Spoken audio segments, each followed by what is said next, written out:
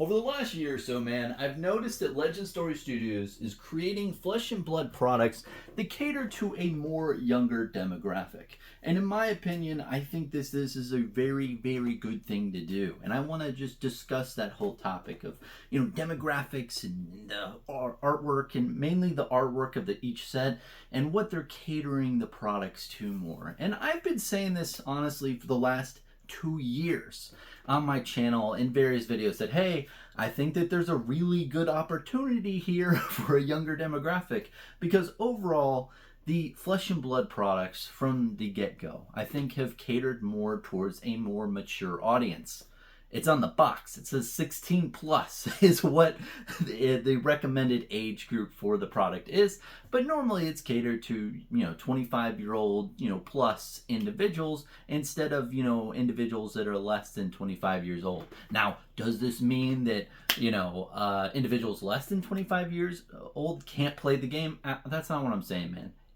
In my opinion, I think it's been catered to a more mature audience, which I think is a really good aspect because if you think about all the other games out there, you have Yu-Gi-Oh! And Pokemon and Magic the Gathering, all of them generally cater to a younger demographic, so they have that type of bubble there, whereas Flesh and Blood catered onto a more niche market of individuals out there that is a smaller market. However, it may be a small number of market of, older individuals who care about trading card games versus kids, right? And young adults.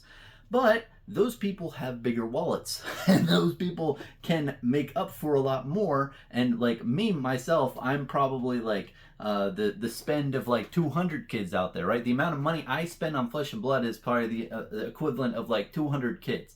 So, you have less individuals that are buying the product, but they have bigger wallets. And honestly, it kind of makes sense for what James White's vision is. Play the game, see the world. If you can't fund your trip overseas, wherever you're going, then you can't see the world. And if you're under 18, then it's hard to, fly and make all these trips unless you're having your parents take you there when you're 15 years old. So overall, for the competitive scene and for the maturity of the game and the artwork, especially in the beginning of Flesh and Blood, there's some like risky artwork, especially now. Like there's some art that is really awesome, but to a younger demographic, it may not cater to. So long story short, Flesh and Blood for the beginning, I would say 12 sets, solely focused on just a more mature game compared to its competitors. And it tried to really cater to that demographic. Now, I think in the last year or so, we've seen a shift in certain products out there. So I'm talking mainly about Rosetta was the beginning, especially the First Strike product. If you look at that First Strike product, the demographic of that is like a 13 to 14-year-old. Like when you look at the artwork, you look at the feel, it definitely has a much reduced, demographic. And personally, I don't have the inner workings data that LSS has of how well that thing sold, or I'm not like a distributor, I'm not a game store, but I think that product did a lot better than people really think right now. I think that the artwork, especially in Rosetta and First Strike, I think appealed more to the younger demographic, and I think that is really what's causing a surge in certain card prices now. So, there's an interesting concept where it takes a while for new players to become a player that likes to compete in the meta and everything like that. It usually takes a 3-month to 6-month time frame. And I think recently in 2025, we've seen a lot of card prices go up, like just staples, like just the price appreciation based on the current metas. You've seen a lot more of that. And I think what that signifies is that 6 to 8 months previous of 2025, something occurred where like there's that caused the boom now, right? It's like it's a delayed effect. It's kind of like when you take medicine, right? You take it, at once, but it doesn't like kick in the effect. It takes time, maybe like an hour or two, for that medicine to kick in and do its thing. Same thing with the effects of a new product on the overall player base in Flesh and Blood. Because think about it, there's a lot of lead time. If a new player sees like a Talarian Community College video or a Sloop video about Flesh and Blood, it's like, I want to give this a try. They, research what products they want. They buy them. They have to wait it for like a week and a half to ship to them. Then they have to wait till a weekend date to play with their buddies and coordinate that. So that delays it another 2 weeks. And then they play a couple games. They like it. And they're like, oh, okay, let's do this again. And then they played it again in another 2 weeks. And like, wow, we really like this. And then they slowly evolve into, okay, looking up different deck ideas online, crafting different decks, buying different decks. And then it takes like 3 to 6 to 8 months. It takes a good amount of time for the newer customers, right, to mature into a heavy user, right? Because at first they get like the little samples, like first taste is free, but then they get hooked, and it takes them a little bit of time to get hooked. And that's all I'm saying. So what you have is Rosetta came out in like September 2024, and then over in February, March, we're seeing more of an uptick in consumption of Flesh and Blood cards.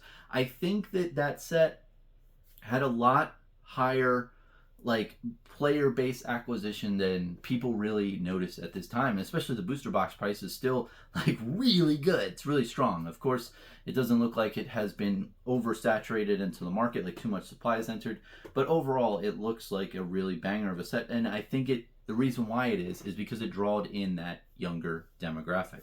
Now, I want to talk about more current day, right? Current day, May 2025. It's right before the launch of High Seas in a couple months out.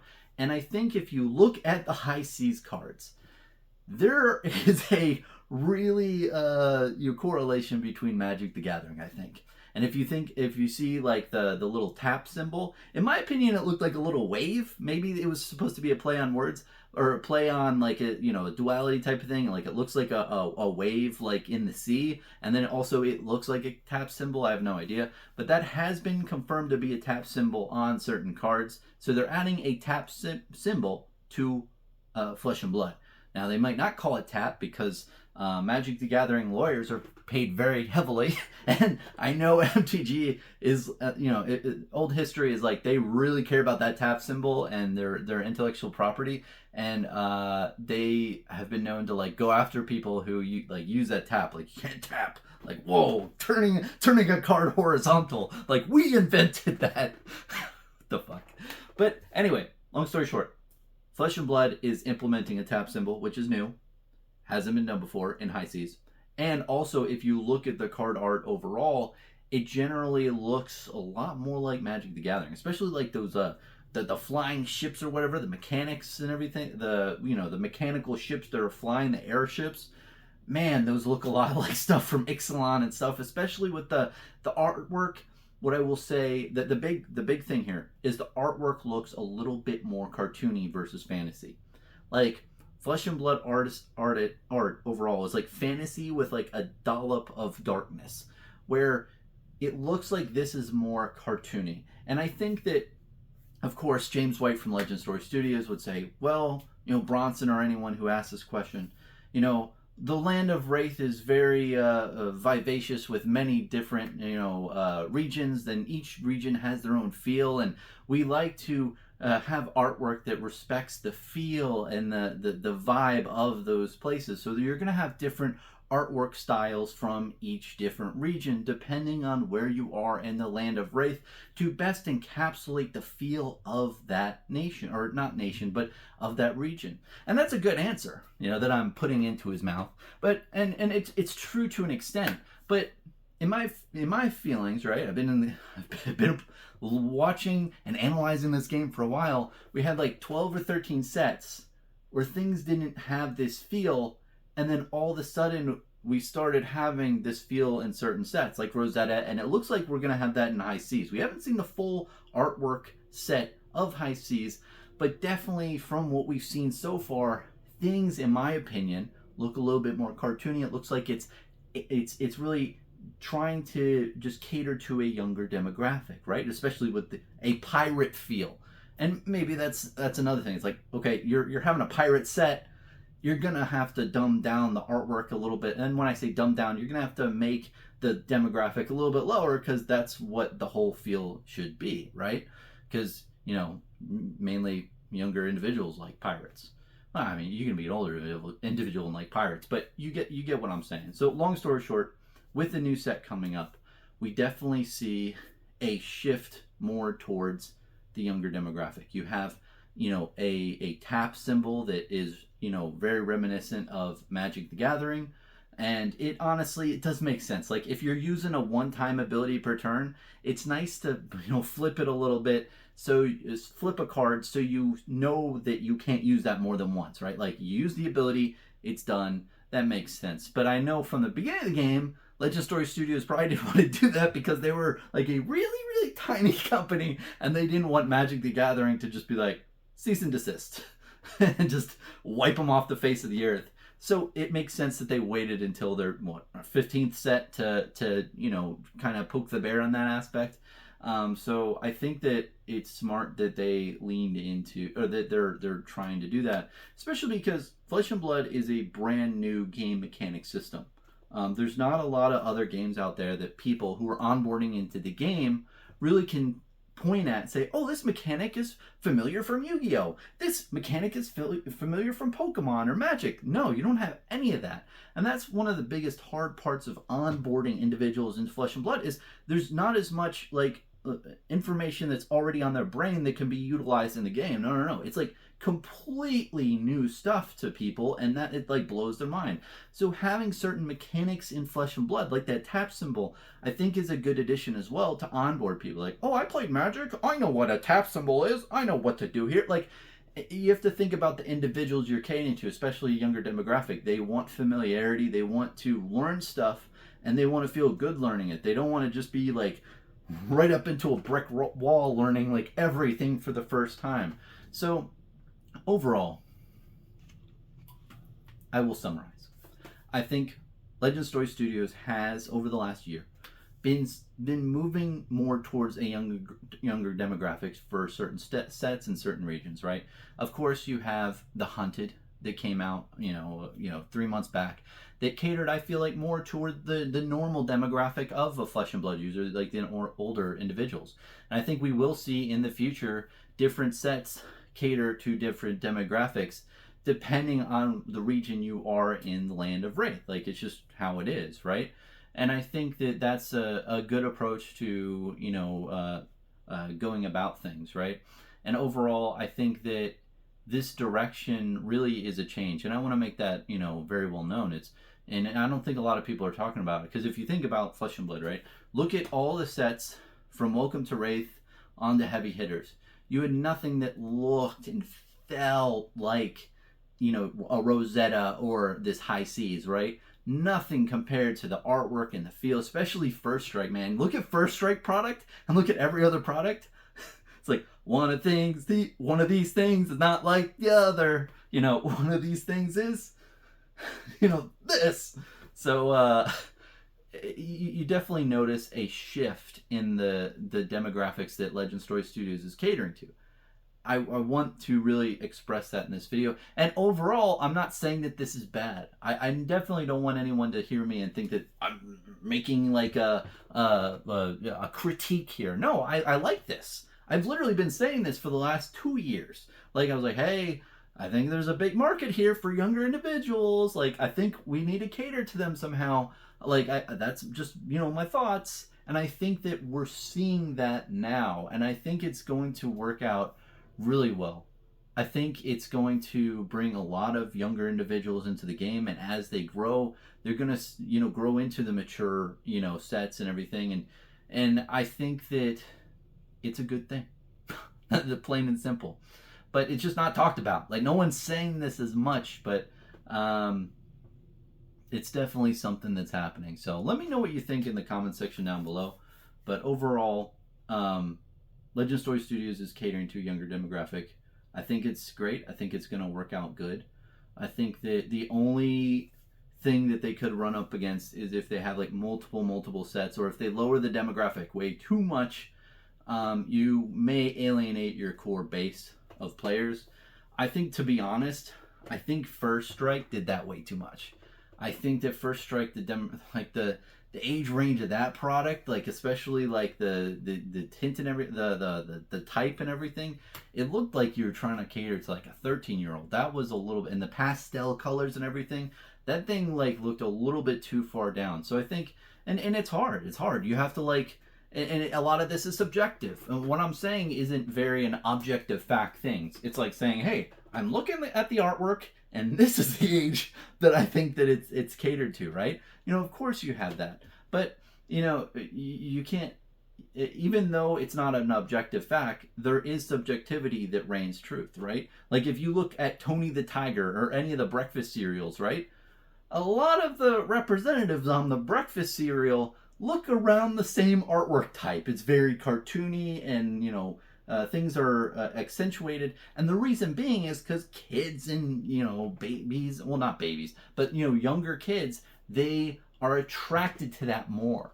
It's psychology. These big General Mills companies do all these like studies on what kids like and what resonates with them more. And the cartoon tiger definitely resonates more than just some other random person on the box. Same with you know, you have Magic the Gathering, and you have all these other you know artworks out there for you know older individuals, catered to more older individuals.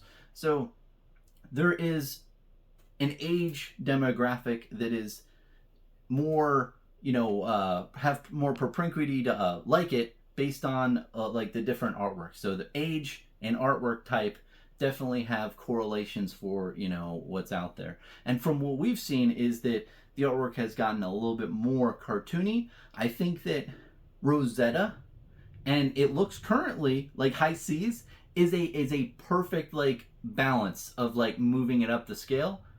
But I think that First Strike was a little bit way too much. Like that thing was way too much. You know, more lower on the demographic scale.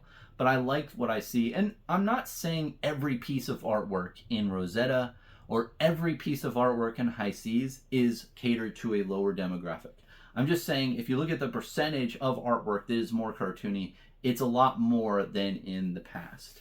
And it's not like a full-blown cartoon, but if you look at like normal flesh and blood art versus what is some other artwork that's coming out, it just has more of a cartoony vibe. So that's my thoughts overall.